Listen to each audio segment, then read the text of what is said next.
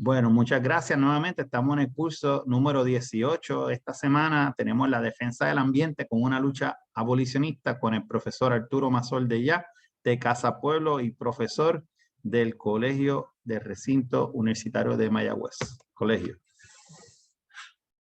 Para aquellos que no conozcan mucho del movimiento abolicionista, yo lo defino como un movimiento que está enfocado en desmantelar el andamiaje legal y reglamentario que propicia la sobrecriminalización de las comunidades marginadas y que a la misma vez, además de quitar recursos a ese sistema, lo redistribuye para identificar entonces cómo podemos generar programas o atender aquella conducta antisocial que generalmente es la que se criminaliza.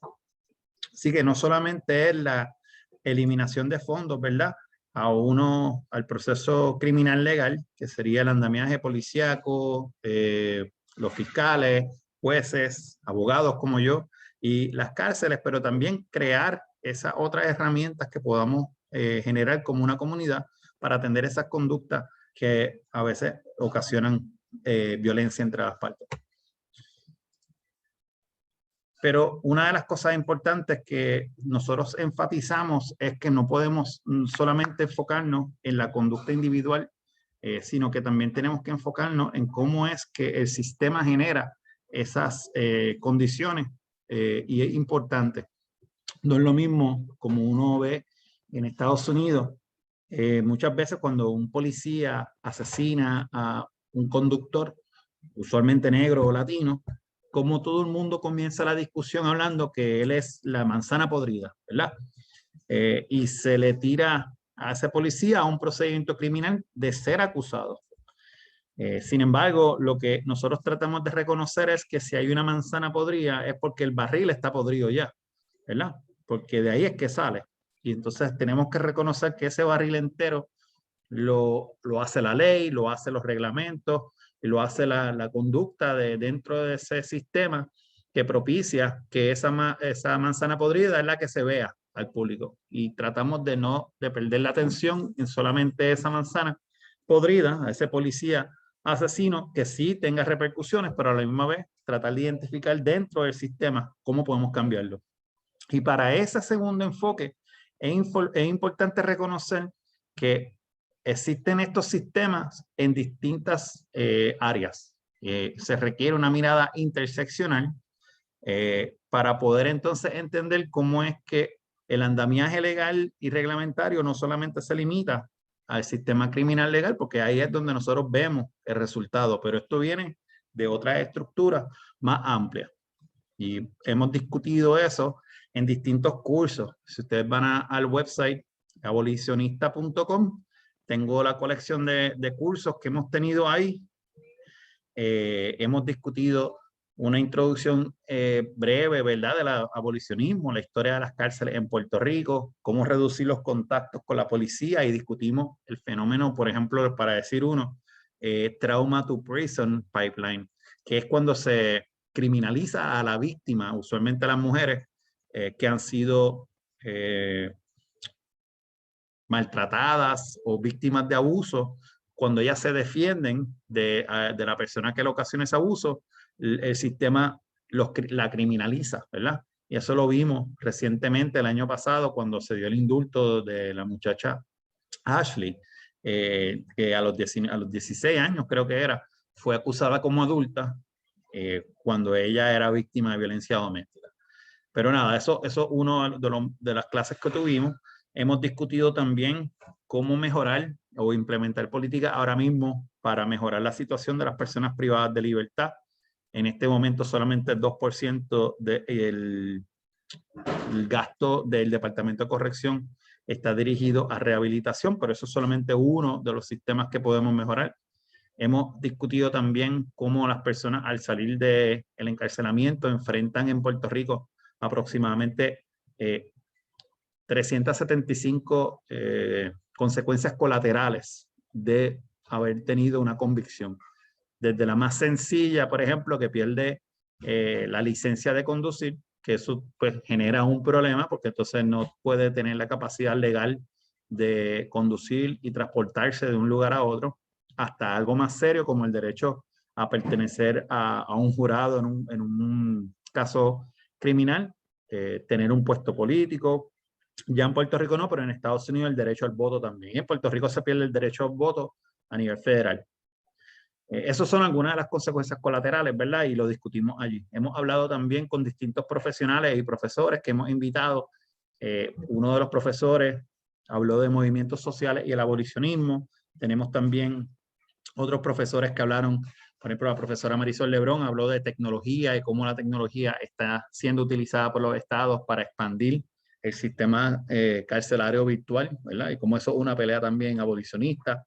Discutimos el concepto de geografía y espacio abolicionista, que hoy vamos a tocar de eso otra vez, y un ejemplo de eso lo dimos con la clase del profesor Raúl Santo Matei, que habló de planificación urbana, ¿verdad? Cómo las políticas de Puerto Rico en vivienda y el establecimiento de residenciales públicos y cómo se mantienen con una visión a corto plazo, pero le ponen unos andamiajes para mantener un grupo de personas allí, pues se reproducen unos resultados discriminatorios y los vimos en los 90 con la implementación de mano dura, que principalmente estaba centrado en unos lugares específicos, y esos lugares pues principalmente eran residenciales. Hablamos también posteriormente a distintas alternativas al encarcelamiento y tuvimos una discusión sobre justicia restaurativa, justicia transformativa. Hemos hablado de la decriminalización de las sustancias controladas. Tuvimos la participación de la profesora Anet Martínez, quien nos habló sobre el contexto de derechos humanos y de la abolición. Y en el caso de ella, cómo se reproducen esas estructuras discriminatorias, específicamente en los migrantes, ¿verdad? Las personas que por una razón u otra tuvieron que salir de su hogar hacia otro país, y cómo el sistema no los protege, sino que propicia un abuso laboral hasta en tráfico, ¿verdad? Discutimos también cómo el lenguaje, ¿verdad?, de la policía de Puerto Rico, tanto a nivel local y a nivel internacional, utiliza mucho la teoría de ley y orden, ¿verdad? Y cómo entonces la religión también influencia y cómo el lenguaje fue siendo adoptado bien paralelo a lo que se hacía cuando la Iglesia Católica pues dominaba 3/4 partes del mundo. Tuvimos un periodo de tiempo de break porque tuve que empezar a estudiar otra vez, pero regresamos hace 3 semanas y hemos tenido conversaciones con Edmí Ayala, una joven periodista afrocaribeña que nos habló cómo ella está creando un proyecto para generar una prensa antirracista y las dificultades que ha tenido. Discutimos también cómo se ve la abolición desde el contexto latinoamericano con el profesor Marcos Galván de la Pontificia Universidad Católica del Perú. Y en la semana pasada, en una conversación bastante dinámica, hablamos sobre el feminismo y el abolicionismo y si hay manera de ser una feminista abolicionista. Y esa discusión ha generado interés para poder reproducir una segunda parte en diciembre. Así que estén pendientes porque se va a hacer una segunda reunión. Así que como pueden ver, los temas que estamos discutiendo reconoce que hay una interseccionalidad en distintas materias que propician una criminalización particular. Voy a hablar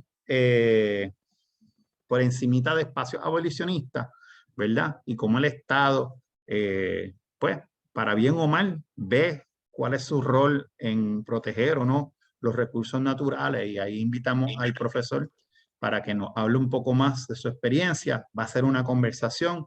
Él no trajo una presentación porque no le pedí una presentación, le pedí que tengamos una conversación tanto conmigo como con ustedes. Entiendo que así esta conversación podría ser más fructífera y nuevamente una discusión en grupo.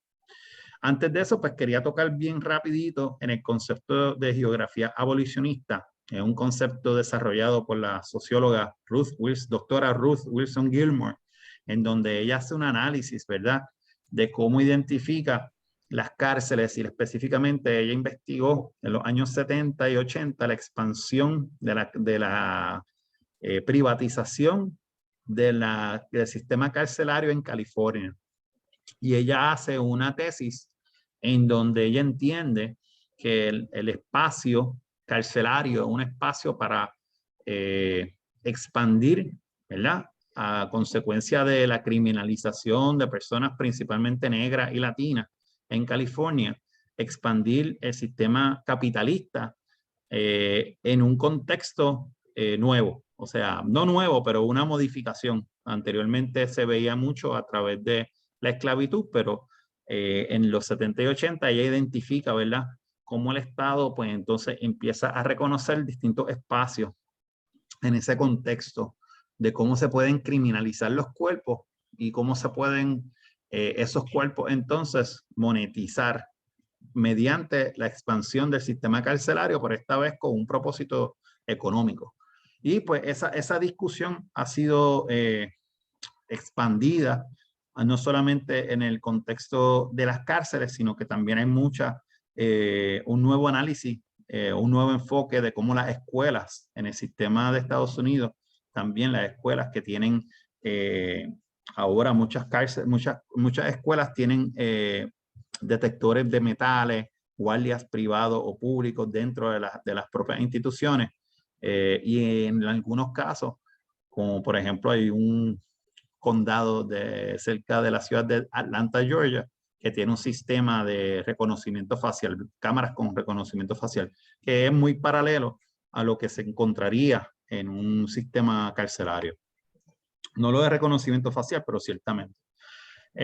Lo que sí, pues brevemente quería tocar era el hecho de que el gobierno y el Estado definen cómo es el uso de tierra de su espacio natural y lo hace a través de leyes y reglamentos. Nada de eso es nuevo. Lo que sí es que es importante reconocer que hay unos intereses, ¿verdad? Siempre de qué es lo que se va a construir, en qué momento se va a construir y más importante, quiénes son esas personas que van a decidir y otorgarse esos espacios, no, esos permisologías para la construcción. Igualmente, el andamiaje regula cuáles son los derechos de las personas que quisieran entonces refutar esas construcciones, ¿verdad? Esa protección a recursos naturales. En Puerto Rico tenemos demasiados ejemplos. En las peleas marítimo-terrestres, como lo vimos recientemente hace 2 meses nada más en el pueblo de Rincón, con una comunidad entera ha estado opuesta a la expansión de una piscina en un área marítimo terrestre, ¿verdad? Y cómo el Estado, en su rol fiscalizador, en vez de asegurarse de que no haya una violación dentro de esa permisología, lo que hace es utiliza a la fuerza de choque y a la policía para entonces garantizar el espacio, la propiedad privada. Así que eso es, pues, por encimita un tipo de ejemplo de cómo es que se ve. Otros más significativos o más dramáticos, ¿verdad? Son dónde es que, por ejemplo, se decide localizar los vertederos o en otros lugares, pues, por ejemplo, el uso de la tierra para pruebas militares, ¿verdad? Cómo es que se utiliza la tierra o se da la permisología para establecer fábricas o estas plantas de energía que tienen unos contaminantes increíbles, ¿verdad? Y cómo el Estado reconoce siempre que, por ejemplo, además de Vieques, ¿verdad? Tenemos en el área sur de Puerto Rico, desde la costa de Guayama hasta Peñuela, que tradicionalmente han recibido una industria discúlpeme, tengo un perrito, una industria que generan unos contaminantes que jamás se permitirían en San Patricio o no se permitirían en Condado. Así que es importante reconocer que eso ocurre de una manera adrede. Y se repite nuevamente en el proyecto Vía Verde, mal llamado proyecto Vía Verde, que para los que no recuerdan, era la creación de un gasoducto que corría, y que me corrija Arturo, ¿verdad?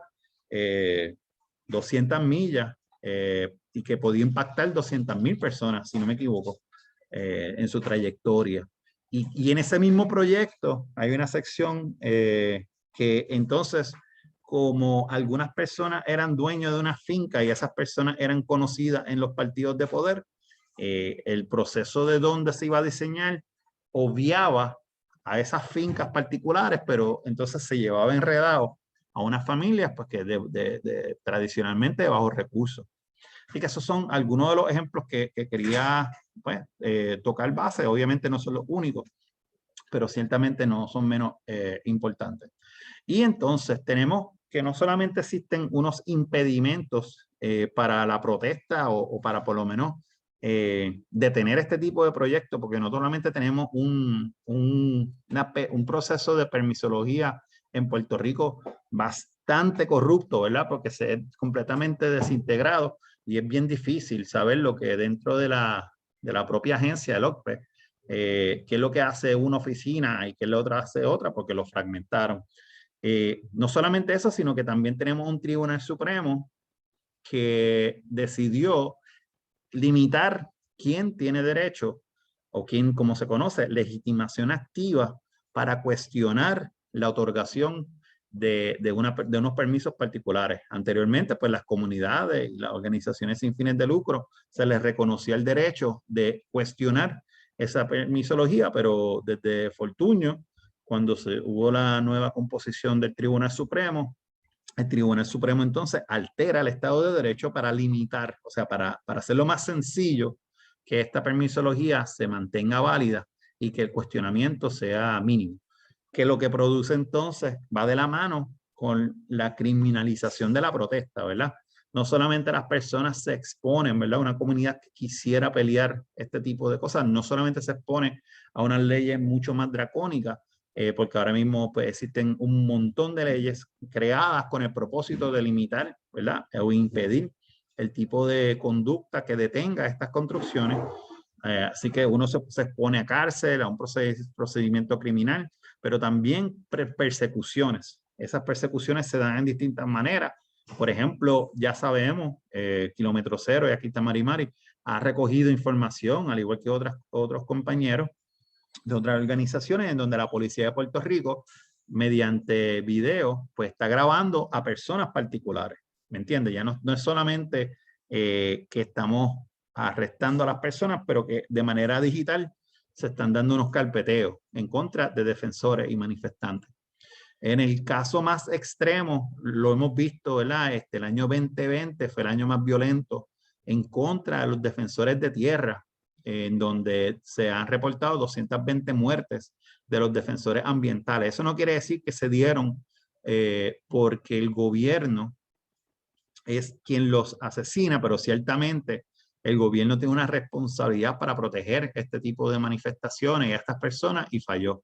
Ricardo, tienes toda la razón. El proyecto de la representante Nogales fue para, por ley, reconocer ese derecho y fue aprobado en la Cámara. Todavía falta el Senado, si no me equivoco, y la firma del gobernador, y no estoy muy esperanzado de que eso se dé. Sin embargo, ciertamente sería un cambio significativo y le traería justicia nuevamente a esas comunidades que tienen organizadas y utilizan, ¿verdad? Los tribunales para por lo menos atacar este tipo de proyectos. Yo no voy a decir más nada. Yo creo que nuestro invitado de hoy, que muchos de ustedes ya lo conocen, si no lo conocen, quiero que sepan que escribió un libro y ha escrito varios. Esta es una colección de ensayos publicados en distintos lugares de prensa, editados por Mari Mari, que está aquí presente con nosotros. ¿Okay? Y básicamente recoge no solamente su proceso, pero yo creo que es importante cómo es que se habla mucho en los escritos de Arturo, esa autosuficiencia, ¿verdad? Cómo desde una perspectiva científica se reconoce que el cambio climático podría, por lo menos esta es mi impresión, ¿verdad?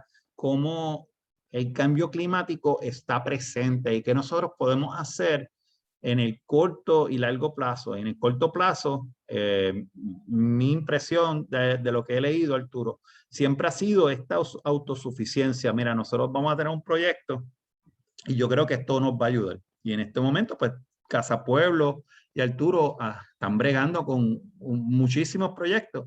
Así que Arturo, me encantaría que prendan la cámara. Quiero advertirles que Arturo nos dijo que se encuentra allá en la Junta y que van a ver posiblemente algún coquí. Yo creo que aquí todo el mundo podrá sobrevivir a esa experiencia. Así que le damos la bienvenida, Arturo. Buenas noches. Saludos, Diego, y a los amigos y amigas que están con nosotros en la noche de hoy. Un placer. Mira, quería decirte algo del tema de la geografía y la criminalización de los espacios comunes. No hay que ir muy lejos ni tiempo atrás, tan reciente como en periodo de pandemia. Ir al lugar más seguro, más accesible, más protegido contra el COVID era ir a las playas, era surfear, era estar en distanciamiento físico en los bosques, y eso era un delito, y eso era causa para una multa, eso era causa para privar de la libertad a la gente.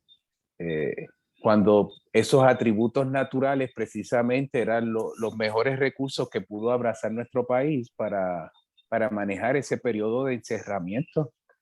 Una gran contradicción. Yo bueno, sí, ok. Científicamente una contradicción porque iría contra lo que tú muy bien has recalcado, pero no lo veo como una contradicción del Estado. El Estado siempre ha tirado para un interés particular y yo creo que es interesante ese comentario tuyo porque demuestra, ¿verdad?, un patrón de parte del gobierno de cómo ellos ven, en vez de ser los defensores de la tierra, como que los dueños de la tierra hasta cierto punto, y repartir el bizcocho, ¿verdad?, al mejor postor, ¿verdad?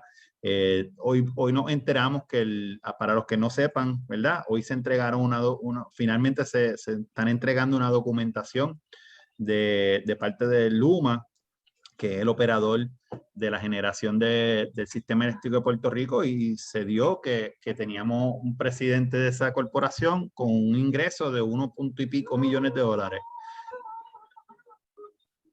Sé que no sepa, esa es mi esposa dando el soundtrack de esta presentación. Bienvenida.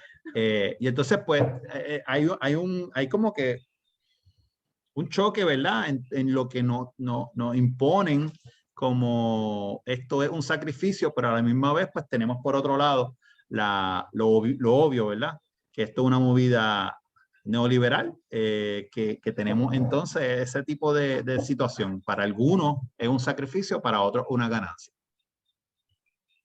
Mira, Diego, acepté la invitación para estar contigo en términos de la discusión de ambiente y abolicionismo. Cuando yo pienso en abolicionismo, yo pienso en construir libertades, ¿no? Pienso en la abolición de la esclavitud cuando la gente era propiedad de otros. Lo inhumano, la injusticia, el atropello de esa relación. Cuando uno piensa en el modelo energético y habla de Luma, pues el tema de energía es precisamente el agravante principal de cambio climático. O sea que si uno piensa en cuál es la agenda principal, cuál es el uso, la actividad que compromete el recurso, el patrimonio de la humanidad, es precisamente esa generación centralizada basada en combustibles fósiles, en la quema de gas, en la quema de petróleo, en la quema de carbón, todos sucios, donde las externalidades van a la gente, donde las cenizas se depositan en Peñuelas, donde las emisiones están en salinas, en las comunidades pobres, y es un modelo de explotación planetaria, de explotación social, de coloniaje absoluto. Así que en Adjuntas, cuando hablamos de construir un modelo de autosuficiencia energética desde la base comunitaria, porque no está ocurriendo de arriba hacia abajo, cuando de arriba hacia abajo hay una intención de frenar lo que es evidentemente un movimiento de transformación de nuestro modelo energético, pues imagínate si no somos abolicionistas, que hay que llamarle a lo que hacemos la insurrección energética. Hay que llamarle de que hay que organizarse y en lugar de fusiles, pues bueno, vamos a organizarnos para producir nuestra propia energía, democratizar la generación de la energía como la capacidad de hacer trabajo, que el disfrute de nuestras actividades productivas, que las capacidades de producir en este país puede hacer con recursos endógenos, cuando nos decían que éramos pequeños, que no teníamos recursos naturales, que no nos podemos autodeterminar. De pronto tenemos sol, viento, agua, biomasa, tenemos recursos en exceso para potenciar este país. Pues eso es un proceso completamente de abolicionismo energético que tiene una responsabilidad planetaria, pero es mucho más que ambiente. Estamos hablando de poner al país en una mejor posición para decidir su futuro político, estar en una posición de podernos autodeterminar, al menos en el tema energético, y promover un futuro, un destino que sea el que decidamos. Hasta en Hawái, que es un estado, están construyendo independencia energética. En Alaska, en Estados Unidos, en muchos estados quieren también autonomía energética con fuentes limpias y renovables. También en Costa Rica, en Uruguay, en Alemania, en repúblicas, para poder funcionar tienen que producir su propia energía y hacerlo de manera responsable con el ambiente, es una de esas formas. Así que en el tema de energía, evidentemente, hay un conflicto, hay un choque de modelos. El modelo que privatiza, que se enriquece, que está basado en la explotación, en el descaro, porque el salario de esta persona es descarada. Es un insulto para un modelo que, fíjate, que es contrario a la aspiración de este país. El modelo económico de Luma, de esa privatización, es llevarte y facturarte por la energía que llega a tu casa. Ese es su modelo económico. En la medida en que este lugar se energiza con luz solar, o en tu casa o en otros espacios producen su propia energía, la cartera de negocios de este modelo pues se hace más chiquita. Hay una contradicción inherente entre que nosotros produzcamos energía propia usando el sol en nuestras casas, democratizando ese proceso, con el modelo centralizado y privatizado. Entonces, ¿cuál es la contestación a Luma, a ese insulto de esos salarios y de ese atropello? Pues sí, hay que indignarse, hay que molestarse, pero la respuesta principal es que hay que desconectarse. Lo que hay que hacer es construir un modelo que no deje al que no puede pagar inmediatamente rezagado, que podamos producir energía propia y que no los necesitemos, y que el beneficio y el producto y la riqueza que se genera asociado a producir energía propia sea para el disfrute nuestro, sea para reinvertir en la comunidad, para usarlo en el desarrollo local, para atender las inequidades, para hacer lo que necesitemos hacer en este país. Y el que se quiera dar una cerveza, que se la dé, y el que quiera atender, comprar medicinas, que las compre, que necesite pagar el agua, que lo pague, pero que podamos producir energía propia debe ser la aspiración más grande. Y yo creo que es muy horizontal, que ya es transideológica, que no importa que usted esté a la derecha o a la izquierda, yo creo que ya hay un entendido en este país que esa es la ruta que debemos seguir. Una cosa es No, quien lo dice, lo definitivamente. plantea, y otra cosa es hacerlo. Y en Adjuntas pues estamos haciendo. Yo creo que esa es No, parte de no, esa clave. definitivamente lo que acabas de decir, yo creo que la conciencia social en Puerto Rico sabe que para allá nos vamos a dirigir, y yo creo que mucho tiene que ver con Casa Pueblo, el trabajo titánico que ustedes llevan por más de 40 años, 50 años en Puerto Rico contra, ¿sabes? David y Goliat, tú sabes, la pelea entre el gigante pues, tú sabes, es encomiable, y de verdad lo admiro mucho por eso. Una cosa adicional, o sea, en el proceso de repensar a Puerto Rico como un modelo en donde la energía social pueda ser un componente integral del desarrollo económico, también me viene a la mente lo práctico, ¿verdad? En el sentido de que si tenemos estos modelos descentralizados basados en energía solar, no se repite lo que ocurrió con María, ¿verdad? Estamos en donde estamos en Puerto Rico, vamos a seguir siendo impactados significativamente por el cambio climático, pero tener este tipo de energía nos permitiría, ¿verdad?, reducir significativamente el daño que ya vivimos con María, ¿entiendes? Y el que piense que esto no va a regresar otra vez, definitivamente no sé si ha leído o si ha aprendido la televisión, porque esto se va a seguir repitiendo, desafortunadamente. Diego, no María, más reciente todavía. En caso de Adjuntas, que hemos ido cambiando el paisaje energético con las radios solares, el cine solar, la barbería solar, los colmados solares. Hay más de 100 casas que operan como Casa Pueblo, completamente autónomas con energía, la escuela elemental, la lechonera, la pizzería. Eso está ocurriendo en Adjuntas. Después de los terremotos del 2020, hubo otro apagón. Adjuntas estuvo apagado por lo menos por una semana. Estuvo apagado Adjuntas todos los que estaban conectados al modelo centralizado, pero la égida tenía energía eléctrica para atender a los adultos mayores, los bomberos tenían energía eléctrica, emergencias médicas tenían energía eléctrica, el barbero pudo seguir recortando, el de la lechonera pudo cocinar y preparar alimentos preparados para la gente que iba y buscaba alimentos, los colmados siguieron operando. Y sí nos asustamos y sí fue un choque, un golpe, igual que María, pero eso siguió funcionando. Y no hay que esperar a María ni a los terremotos. Aquí llegó Luma el otro día y lo único que ocurre aquí con mucha frecuencia son apagones también.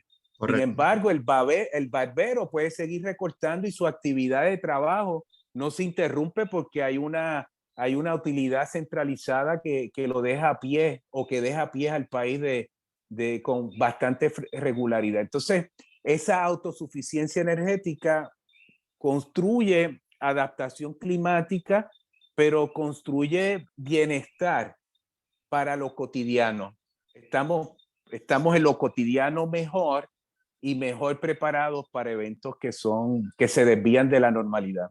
Y ese punto último era lo que te iba a traer ahora, porque una de las situaciones más dramáticas que han ocurrido tanto en la pandemia como en estos procesos de Luma Energy tomando el control y los apagones constantes, es que se ha documentado un aumento, ¿verdad?, en la violencia intrafamiliar. O sea, el nivel de estrés que viven las personas en este momento porque no saben si hay o si no hay luz, generado por el hecho de que no saben si tienen que botar la compra entera, o familiares que tienen diálisis en su casa, si van a poder tener ese diálisis, o si un empresario va a poder tener o no va a tener un lugar donde trabajar, porque no sabemos si tiene luz o no. Genera socialmente unas ansiedades reales. Y se han documentado que desafortunadamente muchas personas, pues desafortunadamente se manifiestan esa ansiedad de manera violenta, o sea, no de la manera más saludable posible. Desafortunadamente hemos visto aumentos tanto en violencia, sino que también se ha manifestado también en un aumento desafortunado en suicidio en los últimos 3 o 4 años. Así que lo menciono porque hasta ese nivel, ¿verdad? Tener una seguridad de que la energía, que es algo tan esencial y tan básico, que estamos en el siglo XXI y todavía no lo hemos podido mantener de una manera constante bajo el sistema que teníamos o que tenemos impuesto, ¿verdad? Que también eso es parte de esta filosofía, ¿verdad? De reconocer la importancia que tiene en el macro, porque eso tiene también un efecto, un impacto cotidiano que se manifiesta desafortunadamente en lo que yo trabajo, que es el sistema criminal legal, ¿verdad? Y quería traer eso para escuchar de un poco más, a ver si tenías alguna opinión sobre el respecto. Bueno, y añádele a eso que los espacios comunes que requieren iluminación cuando pues, no hay energía eléctrica, pues también son propensos para ¿verdad?, fomentar problemas. Entonces, el miedo, cuando no hay energía eléctrica, pues mantener vida comunitaria se compromete porque hay temores en un país con tanta violencia, sin policías o policías que no hacen su trabajo como uno esperaría. El conjunto es mucho y el tema de inseguridad energética, cómo se traduce en salud mental, yo creo que está muy claramente estipulado y muy sufrido. Tengo que decirte que en ese tema de hablando de injusticias, cuando pasó el huracán María, esta zona de la montaña fue el último 30% que se reenergizó. Estas zonas marginadas, remotas, son las que el gobierno llega a último, son la última prioridad.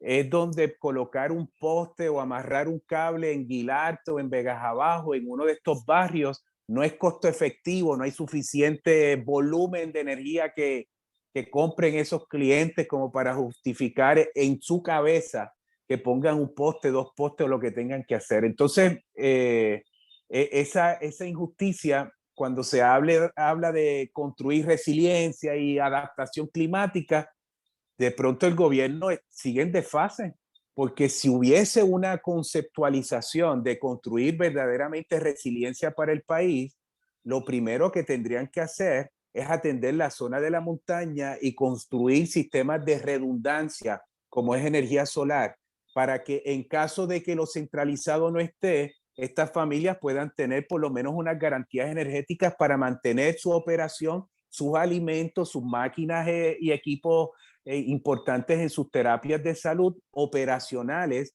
porque el gobierno sabe que si pasa otro María va a llegar tarde, pues no puede volver a lo mismo. ¿Qué hace el gobierno ahora?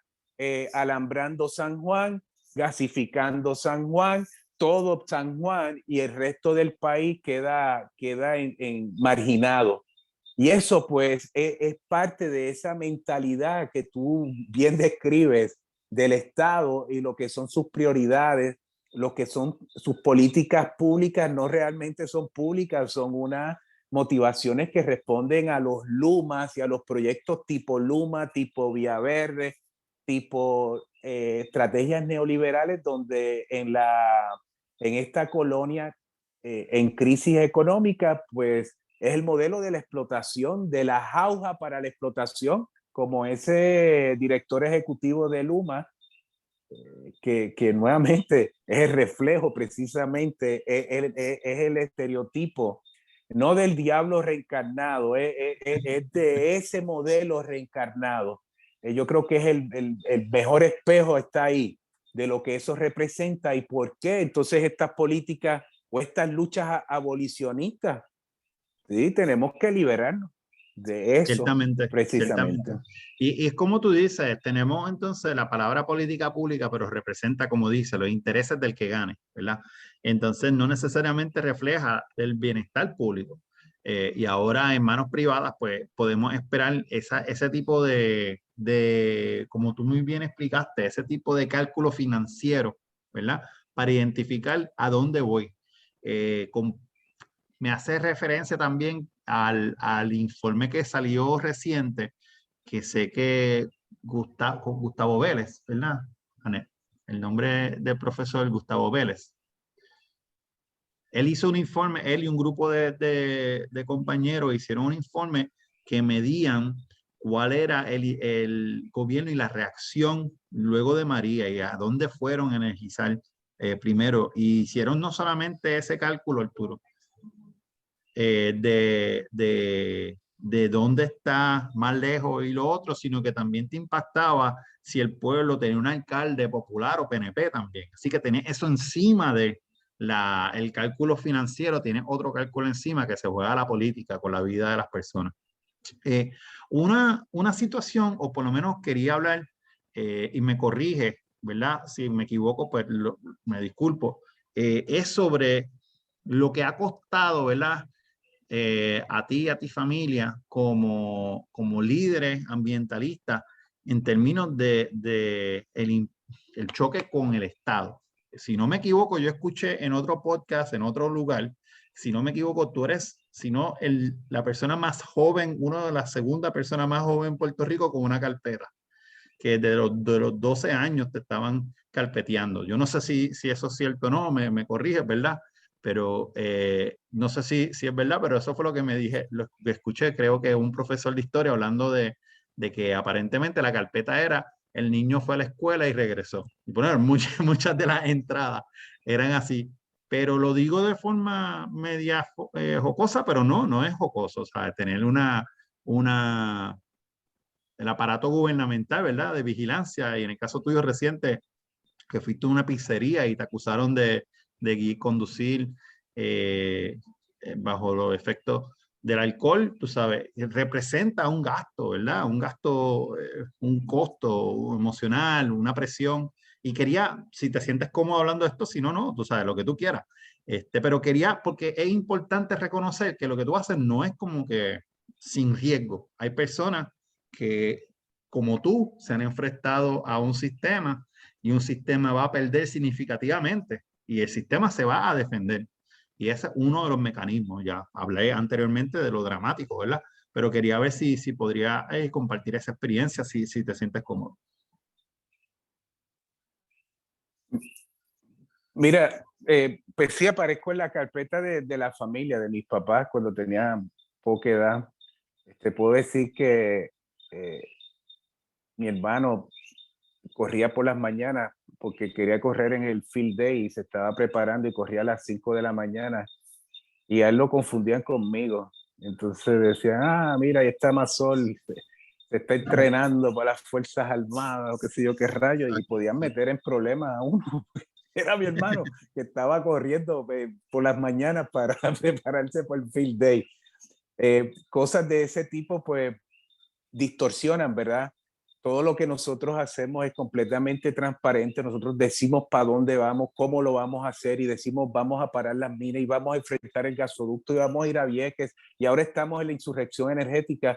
Si algo se manifiesta en los movimientos ambientales es el deseo de comunicar y compartir las intenciones y las razones de por qué hacemos estas cosas.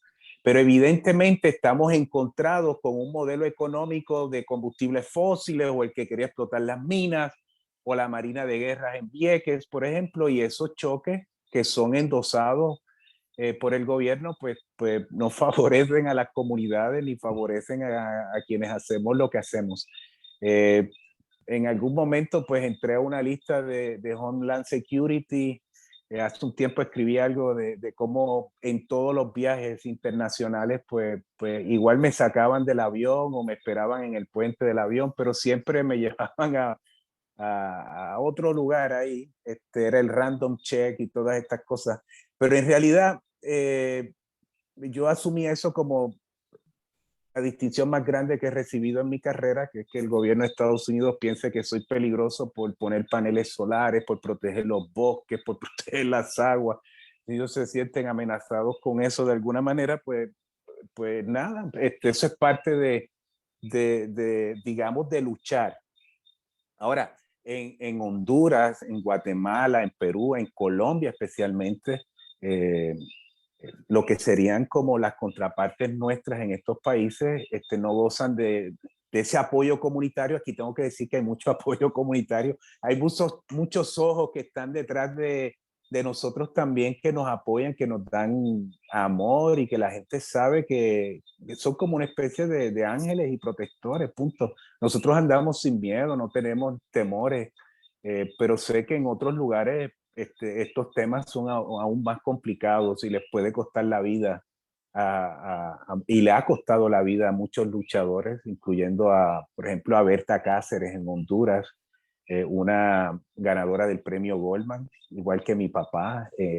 Y estos son atropellos de la gente más transparente, más limpia que uno pudiera pensar. O sea, estas son las causas planetarias, son las políticas públicas, son las agendas compartidas de verdad, proteger el aire, el viento, el agua, proteger la tierra, los recursos naturales, la biodiversidad. ¿O acaso no van los domingos a la iglesia ahí a darle gracias por la creación? O sea, una cosa es darle gracias a la creación, otra cosa es defender los recursos naturales y meter manos cuando hay este tipo de agresión. Así que yo pues hemos vivido cosas aquí y hay otros cuentos acá en la familia que no son tan divertidos, pero no pasa nada. Eso no es lo fundamental, porque la intención del Estado es tratar de amedrentar y tratar de frenar lo que son las luchas. Y yo lo que puedo decirte es que en lugar de ver eso como un agravio, que sí lo es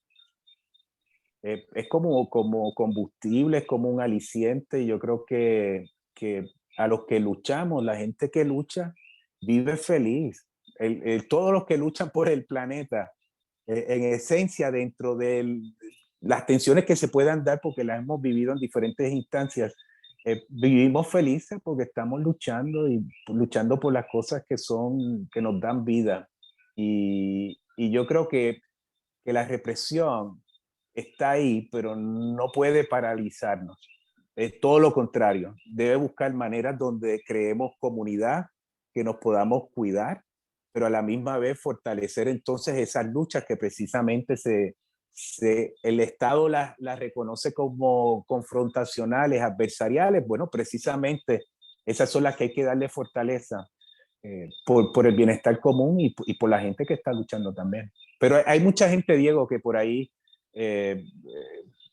vienen y nos dicen, no, estamos rezando por ustedes. Y el otro dice, no, yo puse unas velitas en esta esquina. Y entonces las manifestaciones de cariño y de apoyo operan de muchas maneras.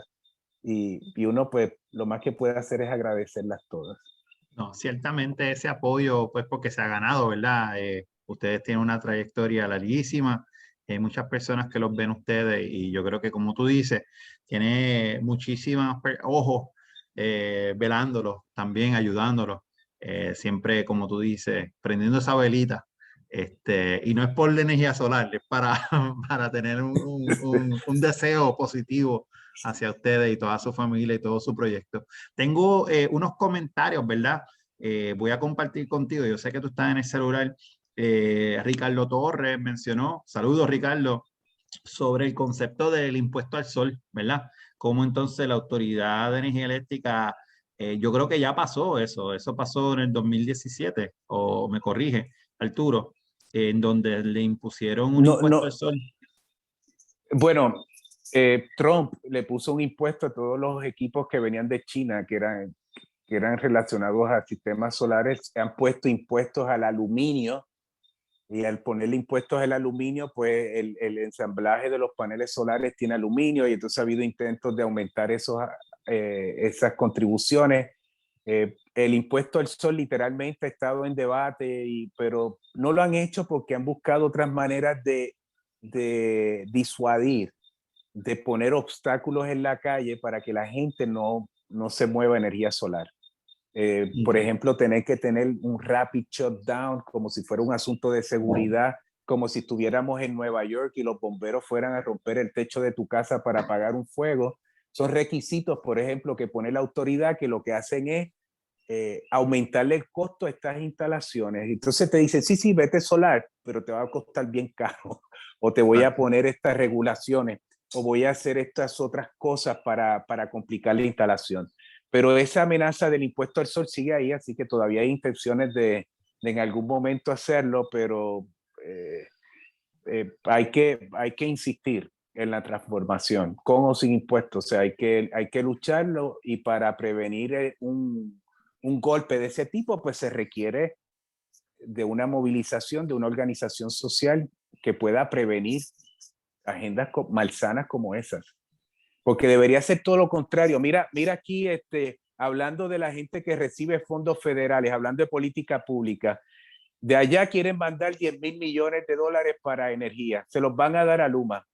Luma, ya sabemos que el jefe se queda con 1 millón todos los años, y cuando usted sigue con la ineficiencia y todos esos corruptos, se quedan con un 30, un 40% de ese dinero en la riqueza. Entonces, porque lo están haciendo ellos, el costo de inversión es mayor, y cuando usted ve por cada dólar que llega de esos fondos federales, quizás se traducen en 10 centavos, 15 centavos de servicio a la gente. Ahora, si usted cogiera esos 10,000 millones, es más, no coja 10,000 millones, un tercio de esos 10,000 millones, 3,500 millones de dólares, y se los pone a la gente, y la gente parea cada dólar de 3,000 millones, se convierten en 6,000, 7,000 millones de dólares, porque la gente está dispuesta a parear esos recursos, invertir, y en ese caso los recursos en el tema energético, si se invirtieran, todas las casas en Puerto Rico podrían tener energía solar, la gente estaría dispuesta a invertir, se generarían empleos no solamente en adjuntas, sino en todos los pueblos, porque hay que instalarlo, hay que darle mantenimiento, eso crea empleo, crea actividad económica, y eso sería un modelo de desarrollo de un país atendiendo el tema de la energía y amplificando recursos limitados para desarrollo propio. Pero eso es contrario a la política pública de los Estados Unidos y del gobierno local. Entonces, esas son las grandes contradicciones de no tener una agenda nacional de qué hacer con los recursos, y tener una agenda impuesta que no necesariamente que no responde, punto, a los intereses nuestros de autosuficiencia, de romper ese modelo que nos somete a la dependencia. No, y muchas gracias, Arturo. Y quiero advertirle a todas las personas, si no lo saben, aquí en este espacio podemos decir palabras como liberal, neoliberal, socialismo, capitalismo, colonia, imperialismo. Son palabras que las personas, pues desafortunadamente tenemos una reacción visceral en Puerto Rico cada vez que se menciona modelos contrarios a lo que nos ponen de frente sin saber lo que es, me gusta, pero no me gusta. Así que lo que quiero es que las personas aquí se sientan un poco cómodos y si es incómodo, pues por lo menos que se vayan aflojando porque estamos chilling, estamos tranquilos. Y solamente quería decir que se sientan cómodos con ese tipo de comunicación porque están pasando. Fui los otros días a una presentación de un señor y una persona que estaba frente mío dice, bueno, la persona dice, sugiere, ustedes deben hacer en Puerto Rico investigaciones de cómo el neoliberalismo impacta al mundo. Ustedes son un experimento desde 1898 y antes en política neoliberal. Y cómo es que ahora pues ustedes pueden entonces aportar a otros lugares que están siendo forzados a implementar ese tipo de modelos. Pues se para un señor a decir que él siente una ofensa porque en Puerto Rico no hay neoliberales. Es que son el capitalismo y el capitalismo nosotros traemos la inversión, que es esto y lo otro. Esta es una persona sumamente con muchos títulos, pero no comprende el concepto, ¿verdad? Y pues ese era un ejemplo, perdónenme. Alice, yo sé, levantaste la mano en confianza, puedes unirte a la conversación cuando quieras. Yo estoy unida, yo tengo un montón de cosas en el chat según van hablando, pero yo siempre he tenido, digo, yo sé la respuesta, pero creo que debemos como quiera discutirlo, porque cuando llega Luma a Puerto Rico, ¿verdad? Una de las cosas en que se defiende nuestro gobierno es diciendo que no, como que no hubo más nadie en esa contienda, ¿verdad? Para darle ese contrato. O sea, Luma cayó de otro planeta y eran los mejores dentro de esa propuesta, que entiendo que no pudo haber sido así, ¿verdad? Eso ya vino como que planchado y puesto, aparte del contrato que hicieron, ¿verdad? Tras bastidores y a oscuras. Y entonces cuando también se le pregunta o se le ha cuestionado en varias ocasiones a legisladores, al mismo gobernador y todo, sobre energía renovable o procesos de energía renovable, pues ciertamente es como Arturo dice, ¿verdad? Se quedan en el mismo sistema y ellos de alguna manera entienden que eso es energía renovable, no sé cómo, pero la realidad es que nunca han dado unas alternativas reales que puedan ayudar al cambio climático, a proteger el ambiente. O sea, eso no, yo nunca, por lo menos me corrigen, pero yo por lo menos no lo he escuchado. Y yo conozco grupos, ¿verdad? De como Queremos Sol y otros grupos que en efecto pues están buscando otras alternativas y el que hubiera quizás un debate entre estos grupos y otras propuestas me parece que hubiera sido bueno para el país, pero muchas partes del país tampoco lo conoce, ¿verdad? Porque lo único que han estado en el mismo discurso político, ¿verdad? Que el gobierno quiere que la gente escuche. Y entonces quería preguntarle a Arturo si él estuvo, ¿verdad? O Casa Pueblo, de alguna manera presentaron una propuesta que sé que en adjuntas ellos han podido trabajarla muy bien y que entiendo que es un proyecto que se puede ver a nivel isla, se puede ver en otras áreas, si estuvieron allí presentes y cuál fue la respuesta. Le hicimos una propuesta a quién. Bueno, el gobierno, porque ellos alegan que no hubo propuesta. Luma fue el proponente, ¿verdad? Pero mire, pues no, nosotros no le hicimos ninguna porque nosotros no somos una empresa de energía solar. Nosotros somos un proyecto de autogestión comunitaria, protegemos los bosques, tenemos educación, tenemos la radio, el cine. Así que en ese sentido, pues nuestro rol no es ajustar la Autoridad de Energía Eléctrica. Nuestro rol es construir un modelo y un referente de lo que se puede hacer de autosuficiencia energética, de independencia energética, de producir energía propia, de potenciar un pueblo y establecer un referente en hechos, no teóricos, un referente en hechos de lo que se puede hacer en Jayuya, en Lares, en Maricao, en Vieques, en Culebra y en todo Puerto Rico. Eso es enteramente público. Hay propuestas de diferentes grupos, no somos el único que impulsa este tipo de iniciativa, el gobierno las tiene claramente estipuladas también. Así que la propuesta nuestra pues no es privada al gobierno, sino nosotros hemos hecho una propuesta y hemos construido una alternativa que es pública y lo ve usted y lo ve la gente y el gobierno también, si quiere verlo, ahí está. Hemos tenido visitas de municipios como del municipio de Barceloneta, de Ponce, hemos tenido visitas de grupos de diferentes, de gestión organizada, de Jauca en Santa Isabel, de Naranjito. Vamos a apoyar a la gente de trabajo cultural de la Casa Boy. Hemos estado en Culebra, en el Viejo San Juan.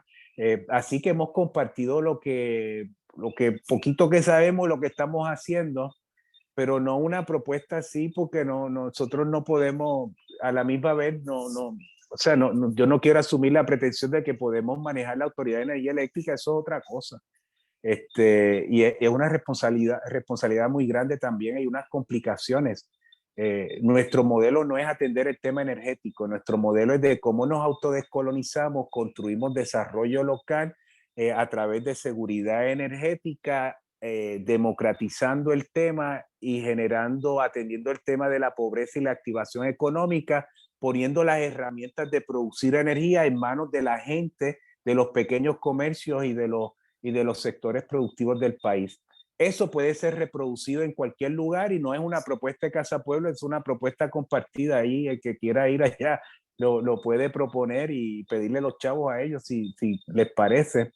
Pero yo creo que hay muchas propuestas, la de Queremos Sol, que está sobre la mesa, muy en blanco y negro también. Yo creo que las propuestas es que ellos no quieren mirarlas, no quieren reconocer ninguna de ellas, simplemente las de energía renovable que van al mismo modelo centralizado de hacer una finca en alguna esquina, que la energía la tengan que mandar por un cable porque Luma le tiene que facturar a usted. No hay interés de que usted genere energía en el techo de su casa, porque si usted la genera en el techo de su casa, no tiene que ir por los cables de Luma y no le pueden facturar. Entonces, las propuestas nuestras, pues, quizás algunos las aplauden y las ven dentro del gobierno y las ven con ciertos ojos, pero en realidad no tienen ninguna intención, ninguna voluntad de impulsarlas. Por eso hay que empujar de abajo hacia arriba, por eso la necesidad de la insurrección energética. Gracias, Arturo, y gracias, Alice, por esa pregunta. Ese comentario que tú haces, esa explicación tuya me recuerda mucho al concepto que se utiliza, ¿verdad?, en el movimiento abolicionista llamado non-reformist reform. O sea, es un tipo de medida que se implementa para romper con lo que existe, porque la reforma no existe, ¿me entiendes? La reforma del sistema roto continúa propiciando un sistema roto, pero un poco mejorado.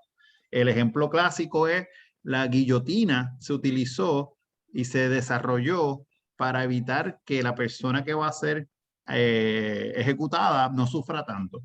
No se consideró nunca detener la pena de muerte, sino que se cambia la herramienta para propiciarle la muerte a la persona. Así que yo sé que eso es un poco gráfico, ¿verdad? Pero creo que una buena manera de explicar ese concepto de cómo se presenta una alternativa que rompe el mismo andamiaje de que se está montando. Y por eso esa explicación yo creo que le agradezco que ella la haya explicado de esa manera, porque te da ese contexto de no solamente lo que hace, sino lo que propicia y toda la interseccionalidad que tiene con no solamente lo climático, sino también laboral, salud, ambiente. Y eso pone en jaque el sistema entero, ¿verdad? Tiene de un lado el bienestar del pueblo versus el bienestar económico privado de esa entidad. Y nada, ¿no? Yo creo que quería recalcar y aprovechar este momento porque esa explicación fue excelente y te lo agradezco. Voy a traer ahora una preguntita que me traen por acá de Giancarlo, él dice, me gustaría escuchar un poco cómo el concepto de propiedad privada, y entonces obviamente las leyes que protegen esa propiedad privada influyen en la criminalización de la comunidad, del ambientalista, hasta de la indígena, ¿verdad? De las comunidades indígenas. Y cómo en Puerto Rico como colonia, la propiedad de Estados Unidos también priva o crea una desventaja para los intereses de la comunidad local.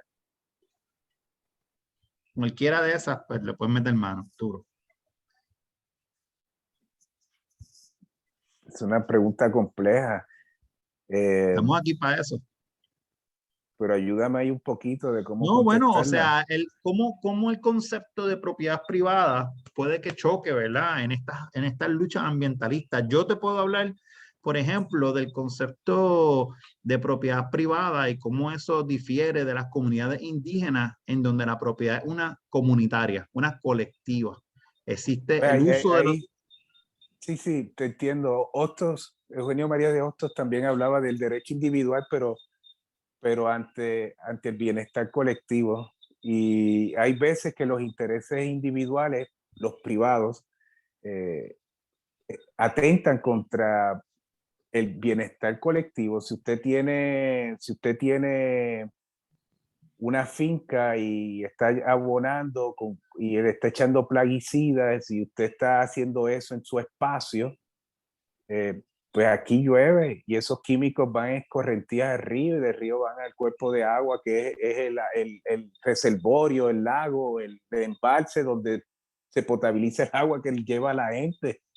Y entonces continuamente estamos enfrentando esos conflictos entre lo privado en un paisaje más amplio, donde esas propiedades es imposible usted desvincularlas de ese concepto de cuenca hidrográfica, de seguridad hídrica, y donde entonces hay que buscar maneras de armonizar, de transformar esas realidades para que esos conflictos se reduzcan, se eliminen de alguna manera. Así que yo podría ver que hay muchas instancias donde lo individual y lo privado está en confrontación con el contexto comunitario y amplio del paisaje, y se traducen cosas que comprometen la salud pública, que comprometen la integridad de estos recursos naturales que uno quisiera proteger, porque cuando usted potabiliza agua, es lo que hace la planta de filtración de Sergio Cuevas o cualquiera de estas. Usted remueve sedimentos, desinfecta, puede eliminar los patógenos y cosas como esas, pero contaminantes químicos no se eliminan. Si en esas aguas hay trazas de plaguicidas, esas trazas de plaguicidas se quedan en el agua después de pasar por la planta de filtración, y eso va a llegar a la gente, va a llegar a las casas.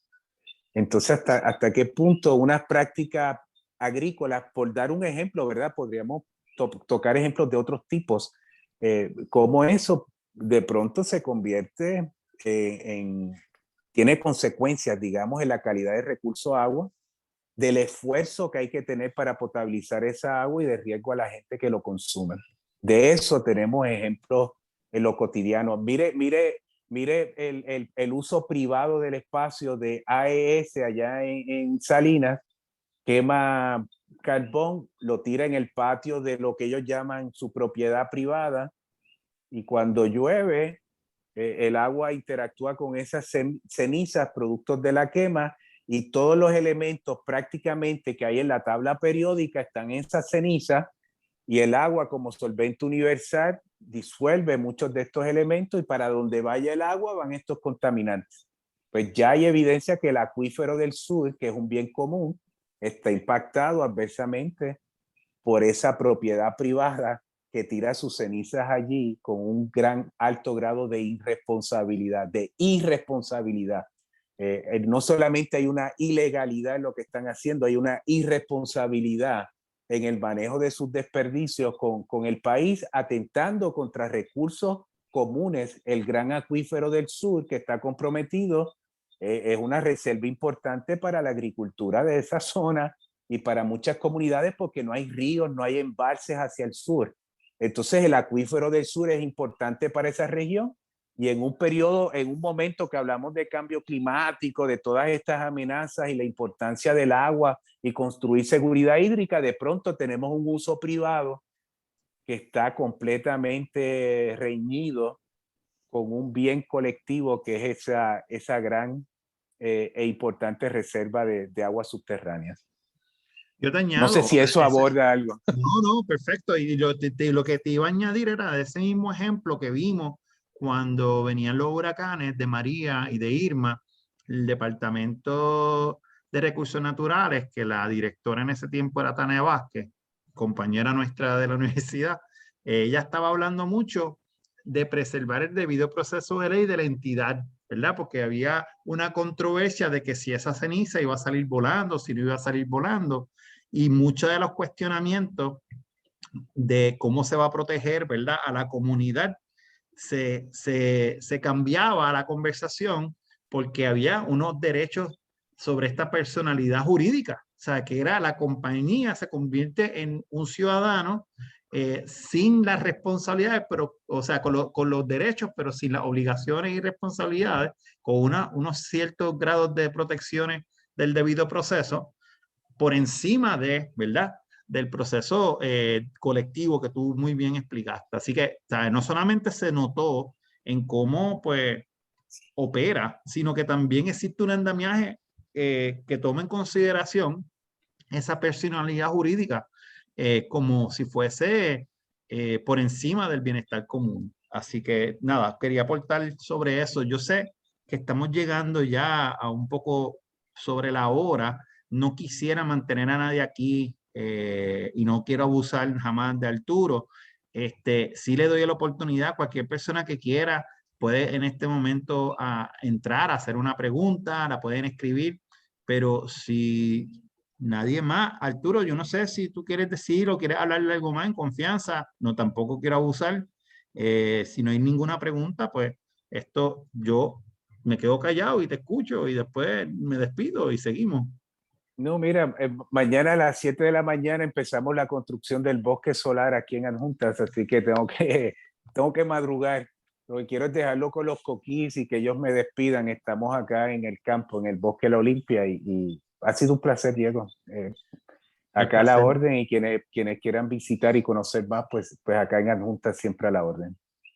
Gracias mil, de verdad, te agradezco el tiempo y la disponibilidad. Para mí era un tema sumamente importante porque es una de las peleas más importantes que vamos a tener, y como Puerto Rico está en el medio de todo este cambio climático, tenemos el potencial para generar política pública que de verdad podamos impactar no solamente a nuestras comunidades, pero también el Caribe y eventualmente el mundo, adoptando modelos como los que ustedes están liderando. Así que para mí es un honor tenerte, te agradezco el tiempo, muchas gracias a todos por estar con nosotros hoy. Y nada, pronto pondré esto en video en el website abolicionista.com. Así que muchas gracias y me despido. Buenas noches a todos, todas y todos. Adiós. Luego.